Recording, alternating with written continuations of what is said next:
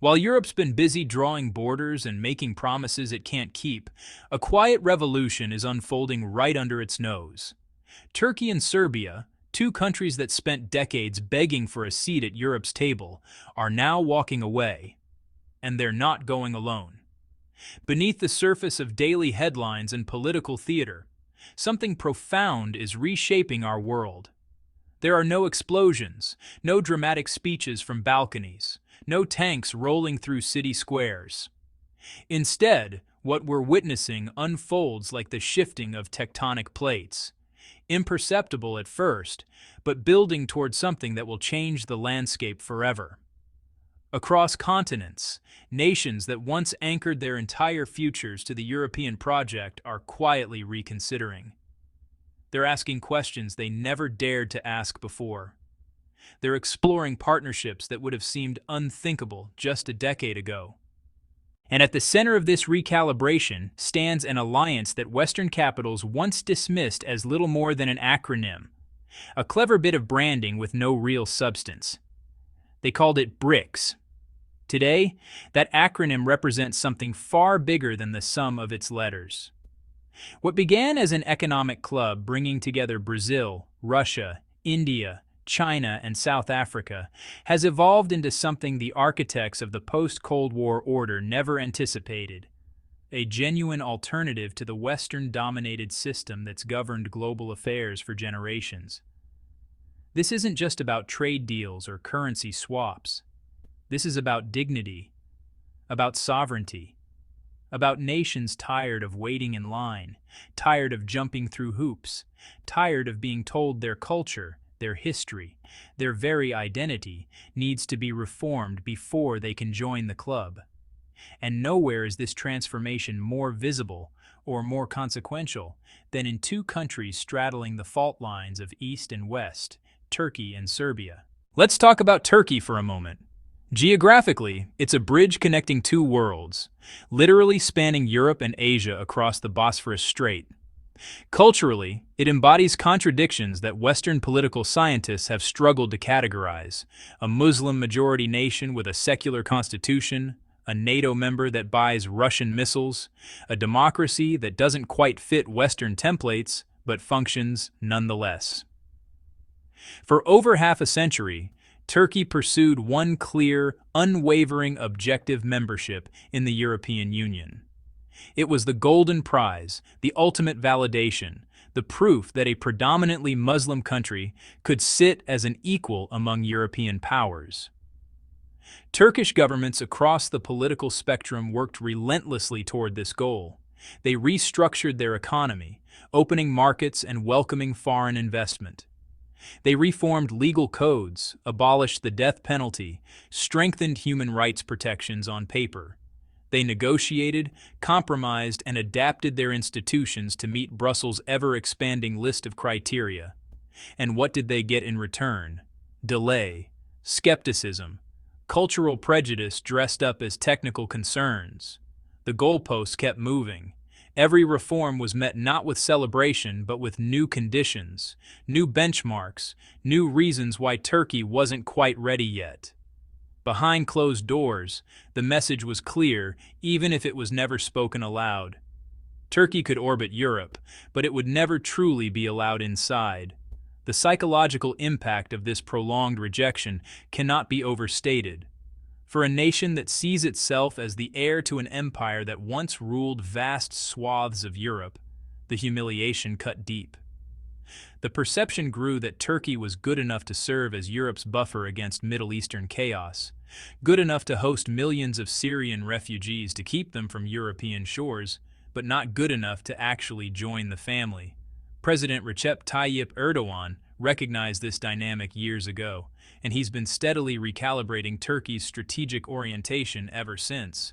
When he talks about BRICS, he's not just discussing economic cooperation. He's articulating a vision of Turkish independence in a multipolar world, a world where Ankara doesn't have to choose between East and West, but can engage both on its own terms. The numbers tell part of the story. Yes, the European Union remains Turkey's largest trading partner, with bilateral trade exceeding $200 billion annually. But Turkey is now actively diversifying, strengthening ties with Russia on energy, deepening partnerships with China on infrastructure, exploring new markets across Africa and Central Asia. BRICS offers Turkey something the EU never could: immediate recognition as an equal stakeholder rather than a perpetual applicant. Within BRICS, Turkey wouldn't be the Muslim outsider trying to prove its European credentials. It would be a major regional power bringing strategic assets to the table, control over crucial shipping lanes, influence across the Middle East, a young and dynamic population, a growing defense industry. For Erdogan, this isn't about abandoning the West entirely. It's about building leverage, creating options, and ensuring that Turkey's future isn't dependent on the approval of powers that have repeatedly demonstrated their reluctance to fully embrace it. Now turn your attention to the Balkans, where Serbia's story mirrors Turkey's frustration, but with even deeper historical wounds. Serbia officially became an EU candidate country in 2012. Like Turkey before it, Belgrade embarked on an exhaustive process of reform and alignment. Laws were rewritten, institutions were restructured, anti-corruption measures were implemented. Year after year, Serbian leaders checked boxes and met benchmarks, always believing that full membership was just around the corner. 14 years later, that corner seems no closer than it did in 2012. The primary obstacle, everyone knows, is Kosovo, the territory that declared independence in 2008 with backing from most EU members and the United States remains, in Serbian eyes, the cradle of their national identity, the site of medieval monasteries, the location of the legendary 1389 Battle of Kosovo that occupies mythic status in Serbian consciousness. The EU's implicit and sometimes explicit message to Serbia has been straightforward: normalize relations with Kosovo, recognize its independence, and then we can talk seriously about membership. For many Serbians, this demand feels like asking them to amputate their own limb as the price of admission. It touches something far deeper than geopolitics. It reaches into national soul, historical memory, collective identity. And so Serbia finds itself in limbo, too committed to European integration to walk away entirely, but too proud to surrender what it considers sacred ground for the promise of membership that seems perpetually deferred. Enter BRICS. Where the EU presents a long list of political preconditions, BRICS offers what appears to be a simpler proposition: partnership without judgment, cooperation without demands that you erase your history or betray your values. Senior Serbian officials have begun speaking more openly about this alternative. They point out, sometimes bitterly, that Europe asks for endless concessions while delivering minimal progress. Meanwhile, Russia, despite being a BRICS founding member and facing Western sanctions, has never demanded that Serbia choose between its national interests and bilateral friendship. The appeal is obvious. BRICS doesn't ask Serbia to pick sides in someone else's conflict. It doesn't require Belgrade to pretend that Kosovo is someone else's territory or that historical grievances don't matter. It offers investment, trade opportunities, and diplomatic support without the constant moral lectures. Serbia has already begun attending BRICS-related meetings and forums, even without formal membership. The signals are clear. Belgrade is keeping its options open, and those options increasingly look eastward and southward rather than exclusively westward. The global realignment. Let's zoom out for a moment, because honestly, Turkey and Serbia are just symptoms of something much bigger. Take a look at the expanding BRICS constellation: the United Arab Emirates, Saudi Arabia, Egypt, Iran, Ethiopia, Argentina, all of them either joining or, strengthening their ties with the bloc. What was once dismissed as a kind of talking shop for emerging economies is now transformed into a genuine geopolitical force, representing roughly 45% of the world's population and, by some measures, even a larger share of global GDP than the G7, especially when you adjust for purchasing power. This expansion isn't happening at random. It actually reflects a deeper, fundamental dissatisfaction with the way the current international order works. For decades, the Bretton Woods institutions, the International Monetary Fund, the World Bank, have acted as the gatekeepers of global finance. Countries in crisis, looking for loans or development funding, had to accept structural adjustment programs, which often meant slashing public spending, privatizing state assets, and opening markets to foreign competition, no matter what the local consequences were. Many nations experienced this as a loss of sovereignty, really, disguised as technical assistance. The economic prescriptions weren't just economic, they came with political implications, often favoring elites connected to Western interests, while, unfortunately, ordinary citizens bore the costs of austerity. BRICS, through mechanisms like the New Development Bank, is positioning itself as an alternative creditor, one that doesn't impose ideological conditions or demand wholesale transformation of domestic political systems as the price of financial help. And this matters a lot to countries that are, frankly, tired of being told how to run their affairs. When China finances infrastructure projects through the Belt and Road Initiative, it doesn't typically require environmental impact studies, labor rights guarantees, or anti-corruption reforms. What it does offer is capital, expertise, and quick execution. Now, you can debate the long-term wisdom of this approach. There are, without a doubt, legitimate concerns about debt sustainability, environmental impact, and whether these projects truly serve local interests or mainly benefit Chinese strategic objectives. But, from the perspective of governments frustrated with Western conditionality, the Chinese model looks refreshingly straightforward. BRICS embodies this alternative approach at the multilateral level. It promises cooperation among equals, not tutelage from self-appointed guardians of global norms. There's also, well, a hard economic reality driving this shift. Western economies, especially in Europe, are facing structural challenges that just weren't as obvious a generation ago. Populations are aging rapidly, which creates enormous pension and healthcare obligations, all while the workforce is shrinking. Public debt levels in many European countries are now over 100% of GDP. Growth has been pretty anemic for years, even before the recent energy crises and all those geopolitical shocks. Meanwhile, much of Asia, Latin America, and Africa is experiencing what you might call demographic dividends. Young, growing populations entering the workforce and consuming more goods.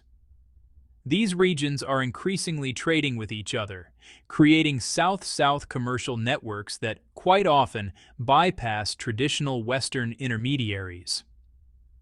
For Turkey, which sits at the crossroads of Europe, Asia, and the Middle East, this actually represents a massive opportunity. Turkish construction companies are building cities in the Gulf states. Turkish drones are reshaping modern warfare and finding plenty of buyers across the developing world. Turkish TV series, believe it or not, dominate screens from the Balkans all the way to Latin America, creating soft power and commercial spillovers. So, why should Turkey limit its ambitions to just being a peripheral member of a slow-growth European bloc, when it could position itself as a central player in some of the world's most dynamic economic zones? Serbia faces a pretty similar calculation. Sure, European markets matter. But Chinese investment is transforming Serbian infrastructure. New highways, modernized railways, expanded industrial capacity. These projects might not meet every EU environmental standard, but crucially, they're happening now, creating jobs and economic activity, not 5 or 10 years from now, pending approval from Brussels bureaucrats.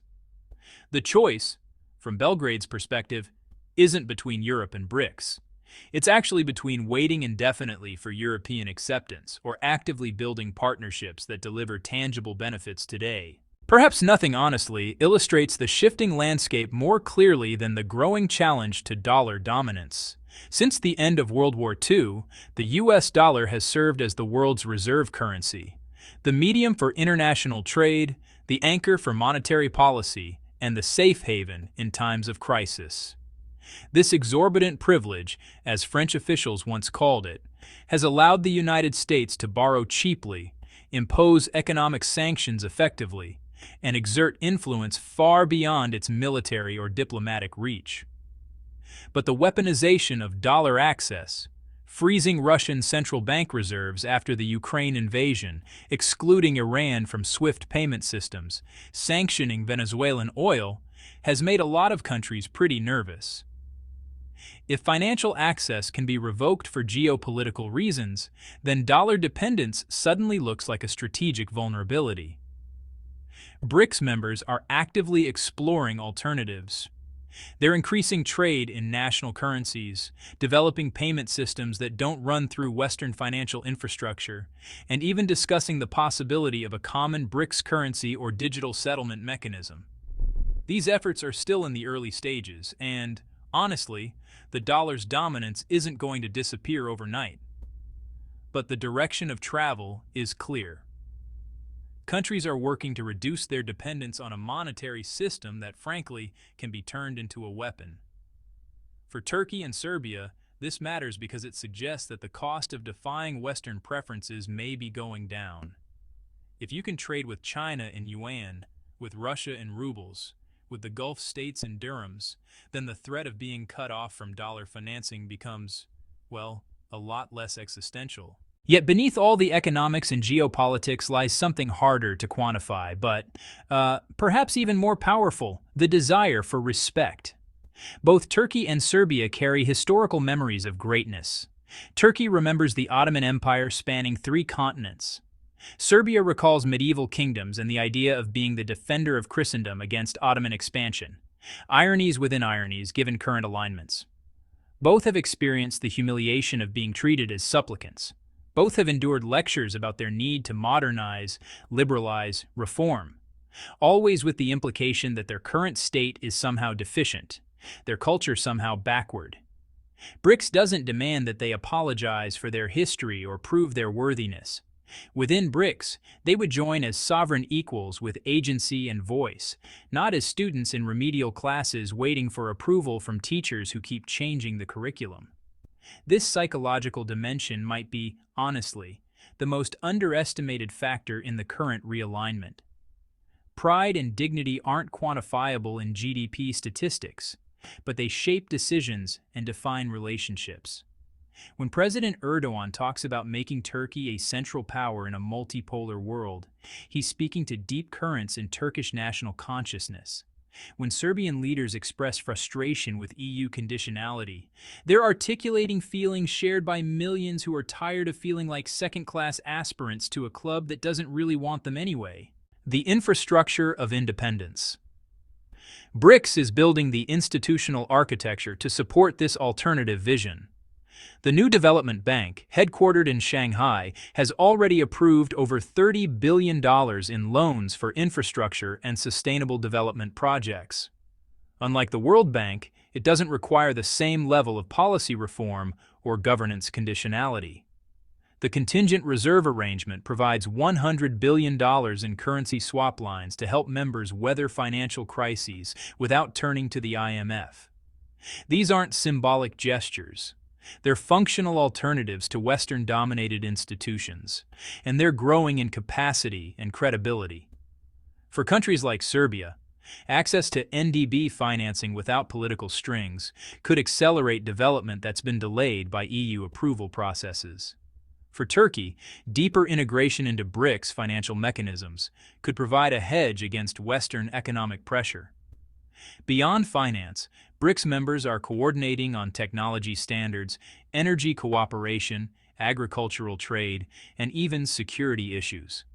Russia has proposed expanding cooperation into defense and intelligence sharing, which would give BRICS a genuinely comprehensive character reaching into domains traditionally reserved for formal military alliances. If Turkey and Serbia join, they wouldn't just be adding their names to a roster. They'd be bringing strategic geography, control over critical trade routes, influence in volatile regions, bridges between different civilizations. Turkey commands the straits connecting the Black Sea to the Mediterranean. Its territory hosts crucial energy pipelines. Its military is NATO's second largest and increasingly capable thanks to a domestic defense industry. Serbia sits at the heart of the Balkans, a region perpetually contested among great powers. Its position could provide BRICS with influence in a European backyard where Russia has historically sought leverage.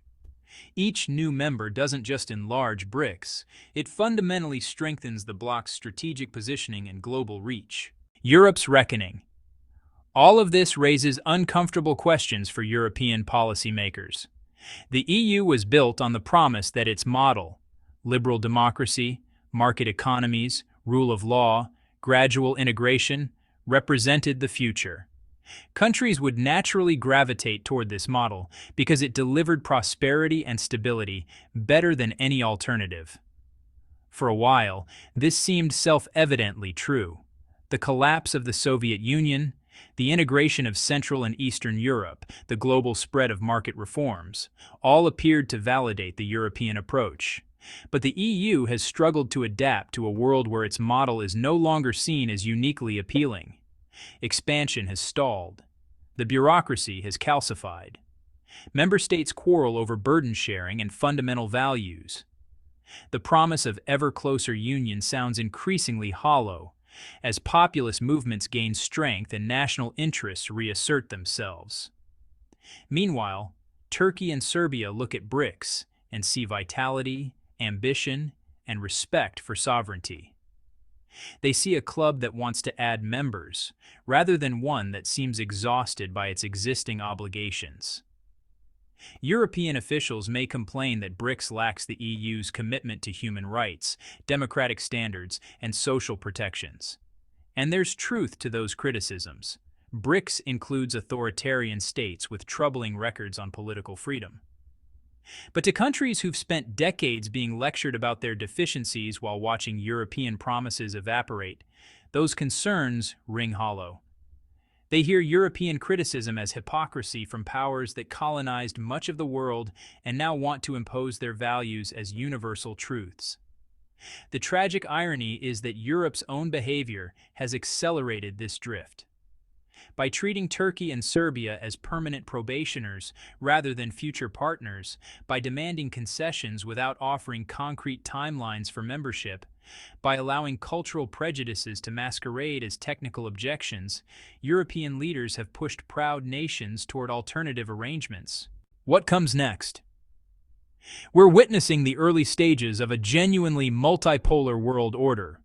Not the unipolar moment of American dominance after the Cold War, not the bipolar confrontation of the Cold War itself, but something more fluid and complex. In this emerging system, power is distributed among multiple centers. Washington remains enormously influential but no longer dictates terms. Brussels offers an attractive model for some, but not a universal destination. Beijing wields economic gravity and increasing diplomatic weight.